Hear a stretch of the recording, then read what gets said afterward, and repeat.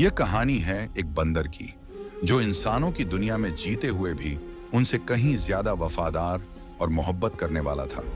किसी गांव में बूढ़ी सकीना अपने शौहर के साथ रहती थी। सकीना की 3 बेटियां थीं। उसका शौहर मदारी था, जो बंदर का तमाशा दिखाकर अपना और अपने बीवी बच्चों का पेट पालता था। वह अपने बंदर से बहुत ज्यादा प्यार करता था, बिल्कुल अपने बच्चों की तरह। उसने उस बंदर को छोटे से पाला था। मदारी की बीवी सकीना भी उसे अपना बेटा मानती थी। एक दिन मदारी बंदर को लेकर अपनी रोजी रोटी के लिए दूसरे शहर गया। दूसरे गांव में जब वह तमाशा दिखाकर घर वापस आने लगा तो अचानक उसे दिल का दौरा, हार्ट अटैक पड़ा और वह फौरन जमीन पर गिर गया। बंदर रोता तड़पता और बिलख रहा था, मेरे मालिक को क्या हो गया? लेकिन मदारी तो अब इस दुनिया से जा चुका था। मदारी की बीवी और बेटियों पर तो जैसे कहर टूट पड़ा। उनका रो रो कर बुरा हाल था। बंदर सबको तसल्ली दे रहा था, लेकिन सकीना सबसे ज्यादा परेशान थी।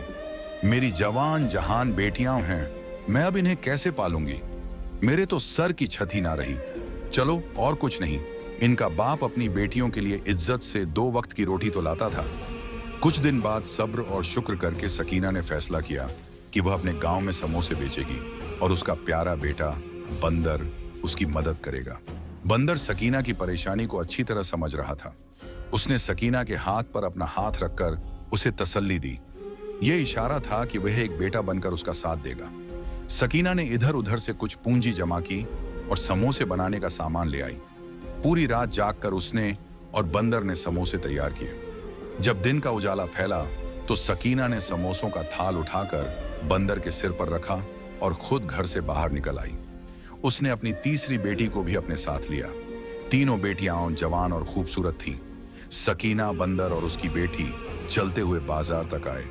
पूरे रास्ते सकीना समोसों के लिए आवाजें लगाती रही, लेकिन बूढ़ी आवाज में इतना दम कहाँ था। अलबत्ता उसने एक बात नोट की, लोग समोसों की बजाय उसकी बेटी को घूर घूर कर देख रहे थे। बेटी घबराकर खुद को चादर में छुपाने लगी। कुछ ही देर में कुछ अय्याश नौजवान सकीना के पास जमा हो गए। क्या दाम लगाओगी बुढ़िया? एक लड़के ने आगे बढ़कर कहा। सकीना ने समोसों की कीमत बता दी। तीनों लड़के एक दूसरे के हाथ पर हाथ मारकर जोर जोर से हंसने लगे। अरे बुढ़िया, हम तेरी बेटी का दाम पूछ रहे हैं, इन बेकार समोसों का नहीं, जिन्हें इस बंदर ने उठा रखा है।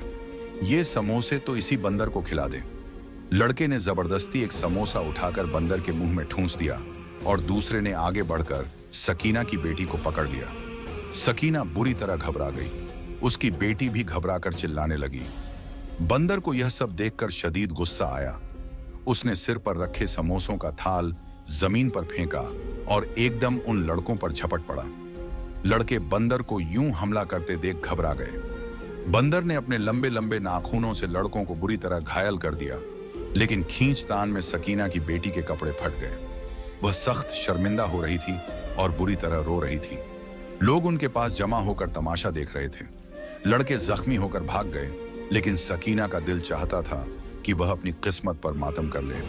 सारे समोसे मिट्टी में लथपथ हो गए थे और लोग उसकी बेटी के फटे हुए कपड़ों की वजह से उसे घूर घूर कर देख रहे थे। अब घर जाना चाहिए, यहां रहकर अब क्या करें? सकीना ने दुखी दिल से सोचा और पलटने लगी, लेकिन उसकी किस्मत बुरी थी। अचानक उसका पांव लड़खड़ाया और वह पीछे की जानिब एक बड़े से गड्ढे में गिर गई।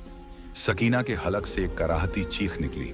वह बूढ़ी थी, हड्डियां पहले ही नाजुक थीं। गिरने से उसकी टांग की हड्डी चटक गई। बंदर यह सब देखकर बुरी तरह बेचैन हो गया। वह लपक कर कभी गड्ढे में नीचे जाता और सकीना को उठाने की कोशिश करता, तो कभी बाहर आकर लोगों को इशारे से मदद के लिए बुलाता। उसकी आंखों से आंसू बह रहे थे। ऐसा लगता था जैसे वह सचमुच सकीना का सगा बेटा हो, लेकिन कोई भी सकीना की मदद के लिए आगे नहीं बढ़ा।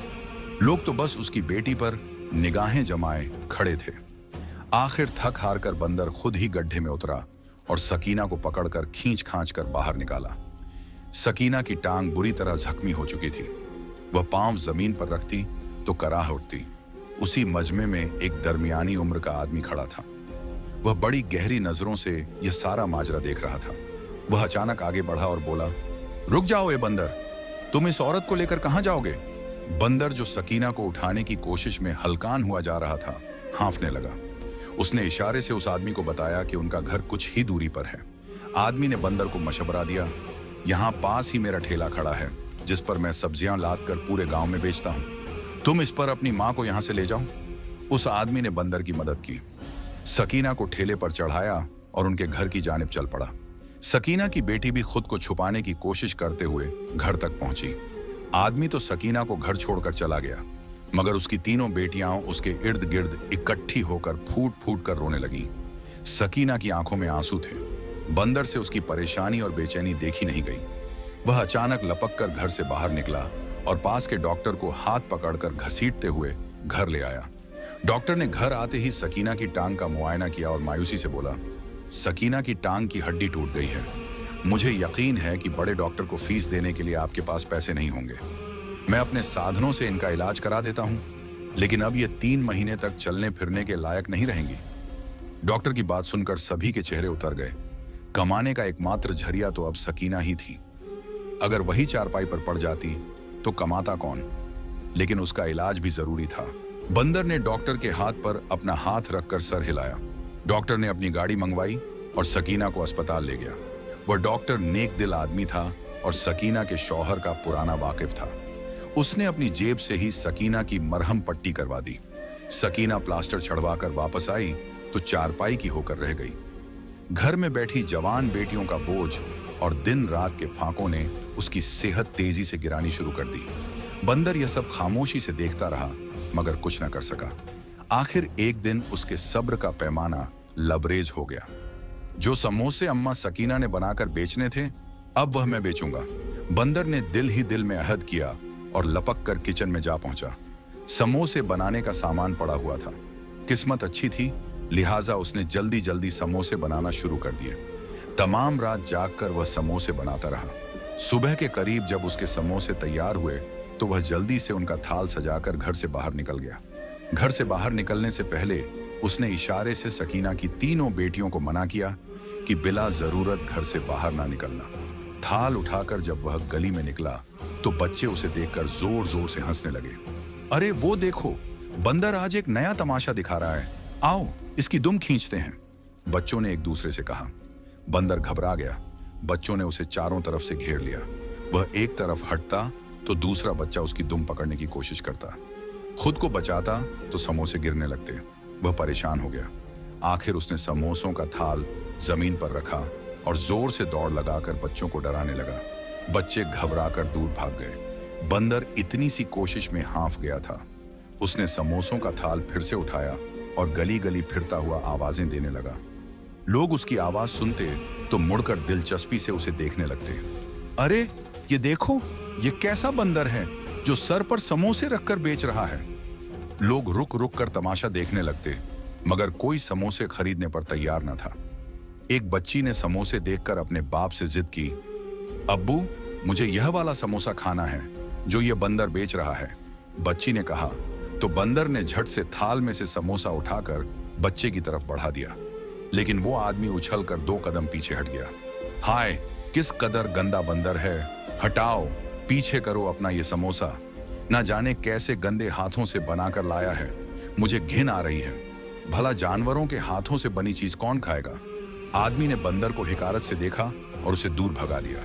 घबराकर बंदर ने थाल उठाया और गलियों में घूमता रहा, मगर कोई भी खरीदार ना मिला। उसकी आंखों में आंसू आ गए। दोपहर सिर पर आ चुकी थी और अभी तक उसका एक भी समोसा नहीं बिका था। थक हार कर वह बड़े बाजार में निकला। यहाँ कल ही तो वह सकीना के साथ आया था।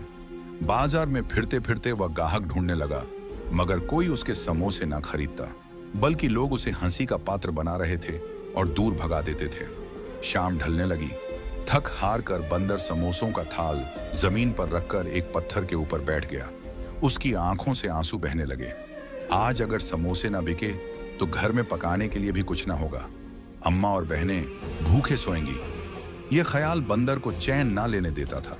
वह जानता था कि सकीना का कोई बेटा नहीं और ऐसे मुश्किल वक्त में सिर्फ वही था जो उनका सहारा बन सकता था। बंदर अपनी ही सोचों में गुम था जब अचानक वह चौकन्ना हो गया। कोई उसके सामने खड़ा उसे दिलचस्पी भरी निगाहों से देख रहा था। कौन हो तुम और ये समोसे उठाकर क्यों घूम रहे हो? किसी मदारी के पास से भाग निकले हो? एक आला किस्म का लिबास पहने शख्स उसके सामने खड़ा था। चेहरे से अंदाजा होता था कि वह बड़ा मालदार आदमी है। बंदर ने झट से समोसों का थाल उसके सामने किया और इशारे से बताने लगा, समोसे खरीद लो, घर में खाने को कुछ नहीं है। आदमी की दिलचस्पी और बढ़ गई। लगता है कि तुम कमाई करने के इरादे से निकले हो, मुझे बताओ क्या बात है। उसकी दिलचस्पी देखते हुए बंदर ने इशारों से ही उसे अपने घर के बारे में बताया। आदमी एकदम मुस्कुरा उठा, अरे वाह, तुम तो बड़े कमाल के हो। तुम ऐसा करो, ये सारे समोसे उठाकर मेरी दुकान पर ले चलो। मैं एक मिठाई वाला हूं और मुझे रोजाना समोसों की जरूरत होती है। तुम्हारे समोसे देखने में तो बहुत अच्छे लग रहे हैं। आदमी ने एक समोसा उठाया और मुंह में डालकर छका। उसके चेहरे के हाव भाव ही बदल गए। वाह, ये तो बड़ा मजेदार है, मैं यह सारे समोसे खरीद लूंगा। आदमी ने जल्दी से जेब से रकम निकाली और बंदर की जानिब बढ़ा दी। बंदर की आंखें हैरत से फैल गईं। उसने सारे समोसे लपक कर उस सेठ की दुकान तक पहुंचा दिए। सेठ ने उससे पक्का मुआहिदा कर लिया, अब तुम रोजाना मेरी दुकान पर समोसे दे जाया करो, मैं तुम्हें बदले में रकम दिया करूंगा। बंदर के लिए यह बेहद खुशी की बात थी। शाम ढल रही थी। वह रकम हाथ में दबोचे तेजी से दौड़ता हुआ घर आ पहुंचा। उसे यकीन था रकम देखते ही घर वाले खुशी से पागल हो जाएंगे, मगर दरवाजे से अंदर दाखिल होते ही वह बुरी तरह से चौंका, क्योंकि आंगन में सकीना की चारपाई के साथ ही कुर्सी पर एक शख्स बैठा था। यह शख्स कोई और नहीं बल्कि वही था जिसने कल अपनी ठेली पर डालकर सकीना को घर पहुंचाया था। बंदर को देखते ही उसके चेहरे के तासुरात अजीब से हो गए। बंदर खामोशी से गया और सकीना की चारपाई पर चढ़कर बैठ गया। उसने इशारे से शख्स से पूछा कि वह घर में क्यों आया है। साथ ही बंदर ने एक निगाह अपनी बहनों पर डाली जो घर के कामकाज में मशगूल थीं। बंदर के अंदाज से वह शख्स समझ गया कि घर का सरपरस्त यही है। वह आगे होकर बोला, मैं सकीना से शादी करना चाहता हूं। ये औरत मुझे पसंद आई है। अरसा हुआ मेरी बीवी का इंतकाल हो चुका है। मेरी कोई औलाद नहीं। इन लड़कियों की सूरत में मुझे बेटियां मिल जाएंगी और मेरे तन्हा दिनों का कोई साथी हो जाएगा। बंदर पर यह अल्फाज पहाड़ बनकर टूटे। उसने पलटकर सकीना को देखा तो उसके चेहरे पर रजामंदी नजर आई। शायद सकीना भी हालात से बुरी तरह घबरा गई थी। वह चाहती थी कि एक मर्द उनका सहारा बन जाए। उसने उस आदमी की ख्वाहिश कबूल कर ली। बंदर हैरान था, लेकिन वह कुछ बोल ना पाया। उसे तो बस अपनी बहनों और मां की फिक्र थी। उसने दिल में सोचा, कहीं इस शख्स का कोई लालच ना हो। मगर सकीना ने उस आदमी के साथ निकाह कर लिया। वह दिन भर सब्जी बेचा करता था। शाम के वक्त घर आता तो सकीना से बातें करने लग जाता। सकीना की बेटियां जब उसके सामने खाना रखती तो वह मजे लेकर खाता। चंद दिन तो बड़े अच्छे गुजरे। बंदर भी रोज समोसे मिठाई वाले की दुकान पर पहुंचाने लगा और उसे अच्छी आमदनी होने लगी। एक रोज वह जरा जल्दी घर आया। दरवाजे से अंदर दाखिल हुआ तो उसकी निगाह सामने पड़ी, जहां उसकी बहनों का कमरा था। सकीना का नया शौहर फरदोस दरवाजे में खड़ा अंदर झांक रहा था। ये यहां पर क्यों खड़ा है? बंदर के जहन में सवाल आया। वह लपक कर आगे आया और हल्के से एक चीख जैसी आवाज निकाली। वह आदमी बुरी तरह से हड़बड़ाकर पलटा। बंदर को देखते ही उसके चेहरे का रंग उड़ गया और वह लपक कर घर से बाहर निकल गया। बंदर को शदीद गुस्सा आया। यह देखने के लिए वह आदमी वहां क्यों खड़ा था। बंदर दबे कदमों से दरवाजे तक आया। उसने हल्का सा दरवाजा खोलकर देखा और उसके रोंगटे खड़े हो गए, क्योंकि अंदर चारपाई पर उसकी बहनें सो रही थीं। सोने की वजह से उनका लिबास बेतरतीब था और कोई भी मर्द उनकी तरफ गलत नीयत से देख सकता था। बंदर का खून खोलने लगा। उसे यकीन हो गया कि यह शख्स उसकी बहनों पर बुरी नजर रखता है। वह सकीना के कमरे में गया, जहां वह अपनी दवाइयां ले रही थी। बंदर ने सोचा कि मौका अच्छा है, उसे बात कर लेनी चाहिए। उसने इशारे से सकीना को बताया कि वह आदमी वहां क्या कर रहा था। सकीना पहले तो हैरान हुई, फिर उसे बहुत गुस्सा आया। तू हद से ज्यादा शक्की हो गया है। तुझे इंसानों वाली कोई बात भी याद नहीं। ऐसा नहीं है, वो उन्हें अपनी बेटियों की तरह समझता है। शायद कोई जरूरत होगी इसलिए अंदर देख रहा होगा। सकीना ने बंदर को झिड़क दिया।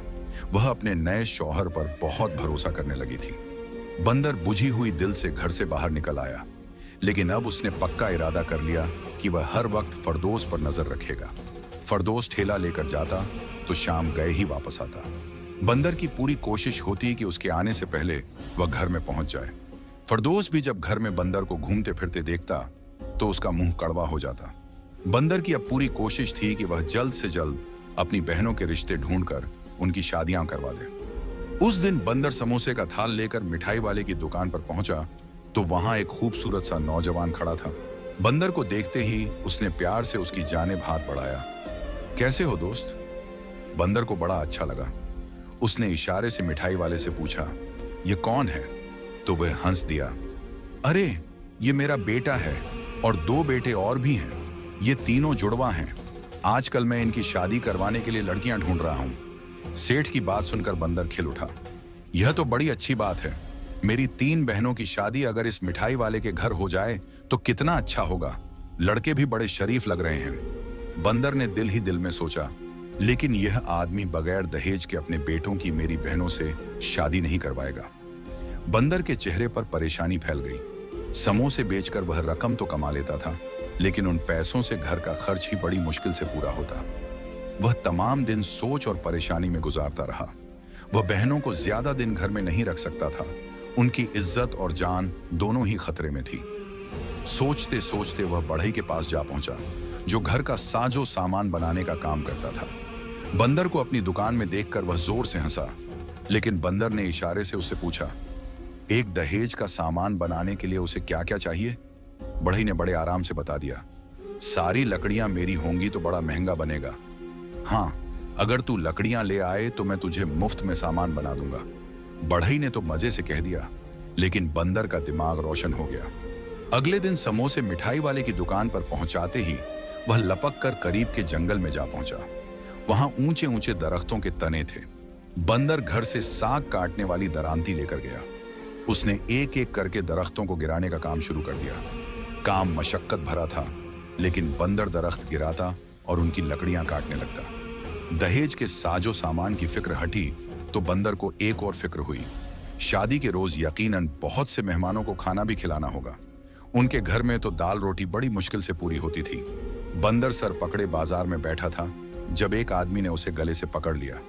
यह बंदर बड़ा फुर्तीला लग रहा है, चल मेरे साथ, नाच दिखा, मैं तुझे पैसे दूंगा।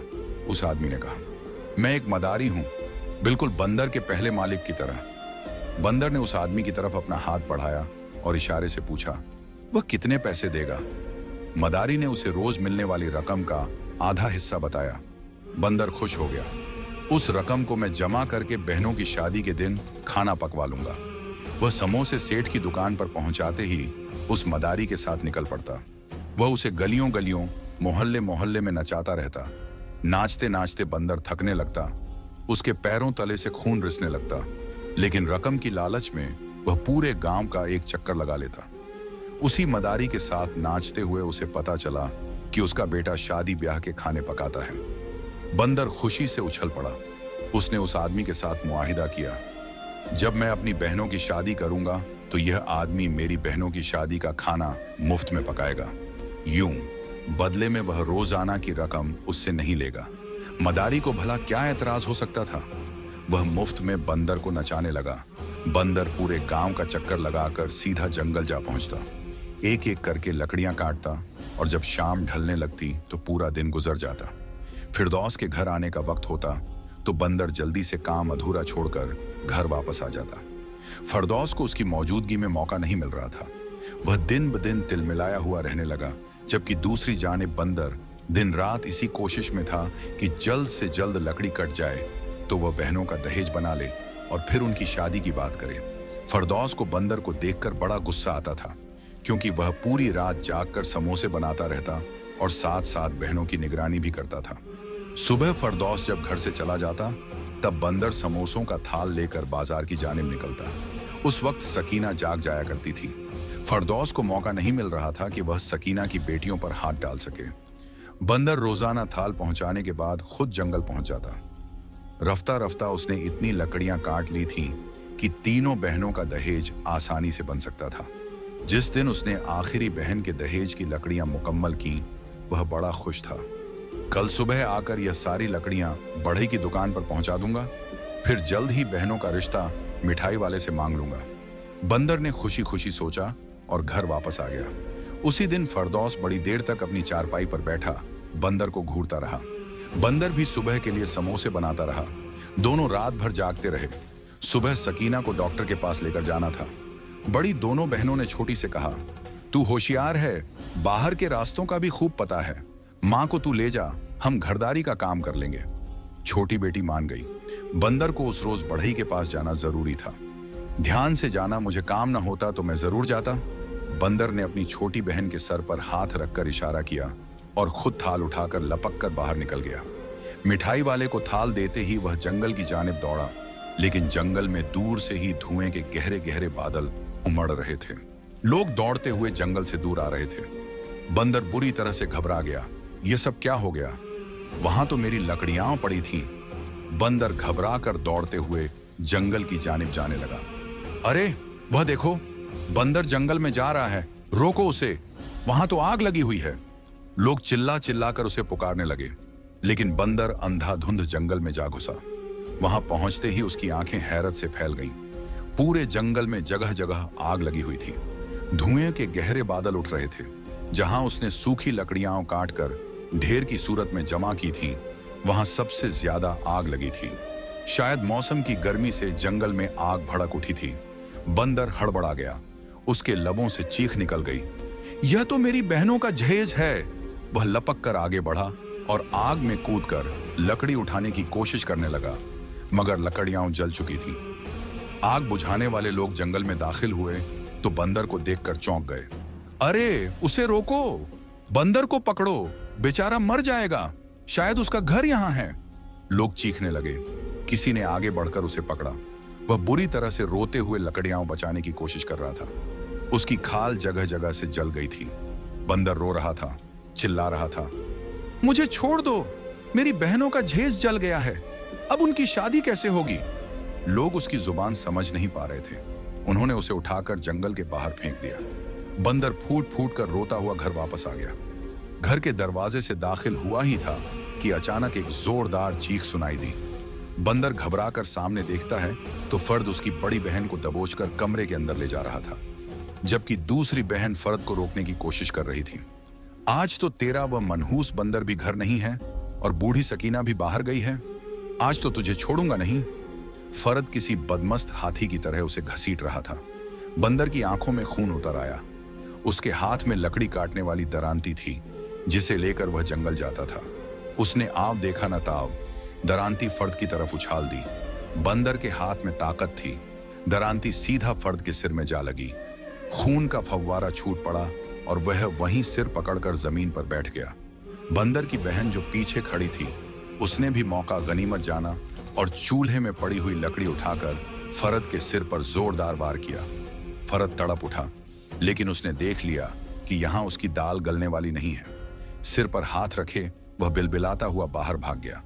दोनों बहनें रोती हुई आकर बंदर से लिपट गईं। अगर आज आप ना होते तो न जाने क्या हो जाता। वे फूट फूट कर रो रही थीं। बंदर उनके सिर पर हाथ फेरते हुए उन्हें तसल्ली दे रहा था, मगर खुद उसका दिल भी टूटा हुआ था। कुछ देर बाद सकीना और छोटी बहन आ गईं। उन्होंने जब घर का मंजर देखा तो हैरान रह गईं। बेटियों ने रोते हुए सकीना को सारी बात बताई। वह बूढ़ी औरत भी फूट फूट कर रोने लगी। हाय मेरे नसीब, कैसा आदमी घर में घुसा लिया, अब क्या होगा? सभी शदीद परेशान थे। तभी दरवाजे पर दस्तक हुई। दरवाजा खुला तो देखा मिठाई वाला था। उसके साथ 3 जवान लड़के भी थे। वे सब बड़े खुश लग रहे थे और यूं लग रहा था जैसे कोई खास बात करने आए हों। मगर घर के अफराद को इस तरह परेशान देखकर वे सब खामोश हो गए। बंदर लपक कर आगे बढ़ा। ये क्या हालत बना ली है तुमने? तुम्हें ये चोटें कैसे लगी? सेठ ने हैरत से पूछा तो बंदर की आंखों में आंसू आ गए। उसने इशारों से सारी दास्तान सुना दी। कैसे जंगल में बहनों के जहेज की लकड़ियां इकट्ठी की, कैसे वे जल गईं। सेठ की आंखों में भी आंसू आ गए। उसके साथ खड़े उसके लड़के भी हैरत से बंदर को देखने लगे। तुम्हें यह सब करने की क्या जरूरत थी? मैं तो अपने तीनों बेटों के लिए आज तुम्हारी बहनों का रिश्ता मांगने ही आया था। बंदर के कानों में जैसे शहद घुल गया। सेठ आगे बोला, मैं बहुत अमीर आदमी हूं, मुझे जहेज की कोई जरूरत नहीं। हाँ, अगर तुम चाहते हो कि तुम्हारी बहनों का जहेज बने तो उसका बंदोबस्त मैं कर दूंगा, मगर मेरी एक शर्त है। सेठ की आवाज आखिर में गीली हो गई थी। बंदर समेत सभी चौंक गए। खुशी की खबर के साथ ही उसने उन्हें परेशान भी कर दिया था। क्या शर्त है? जहेज की कीमत तुम अदा करोगे? सेठ ने बंदर की जानिब इशारा किया। बंदर ने झट से सिर झुका लिया, जैसे कह रहा हो, मैं अपनी बहनों और बूढ़ी माँ के लिए हर लम्हा हाजिर हूं। सेठ के बेटे बड़े खूबसूरत और नेक थे। सकीना उनकी सादगी और अच्छाई देखकर अपनी बेटियों का रिश्ता पक्का करके बेहद खुश थी। मगर बंदर परेशान था। न मालूम सेठ ने किस कीमत की बात की थी। सेठ ने अपने वादे के मुताबिक बंदर की बहनों का शानदार जहेज बनाया, और जब उनकी रुखसती होने लगी तो बंदर ने आगे बढ़कर सेठ का हाथ पकड़ लिया। आपने किस कीमत की बात की थी? बंदर ने इशारे से पूछा। सेठ जोर से हंस पड़ा। वो कीमत तुम हो। मैं चाहता हूं कि तुम मेरी दुकान पर मुलाजिम की हैसियत से नहीं, बल्कि एक बेटे की हैसियत से काम करो।